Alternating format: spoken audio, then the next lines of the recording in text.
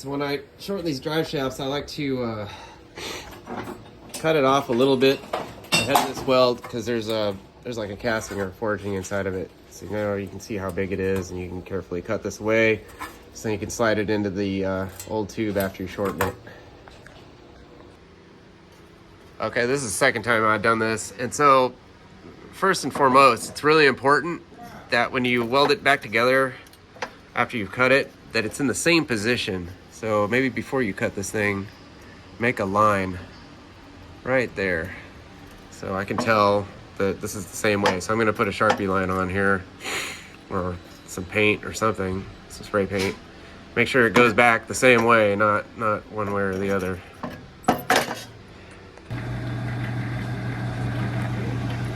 You can use a grinder too, but since I've got this, I'm just gonna use the lathe, cut the head off.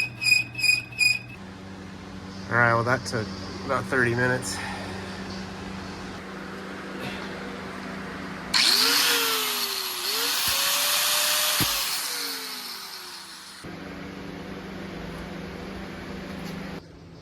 Okay, so I've got that piece I just cut off. This is about where it's gonna be with the U-joint.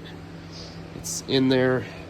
So I guess I'll make a mark on this and cut the tube and do a couple dry fits.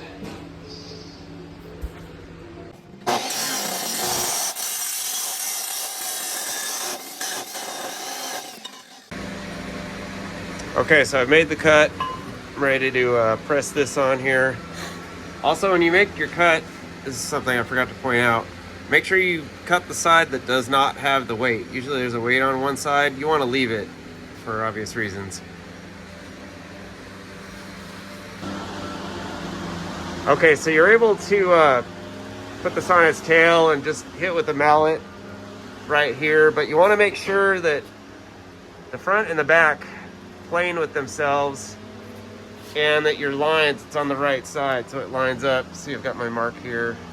Somewhere on this tube is another one. So this is the correct side it's on. And again, just sight this and make sure it's even with the other side. And then you can just tap this thing in. Okay, now the other thing is you want to make sure that all four corners measure out the same. So yoke to yoke, I've got a little bit under 25 3/4, and then both sides here 21 3/8. So it all measures out. So I'm ready to weld this thing together.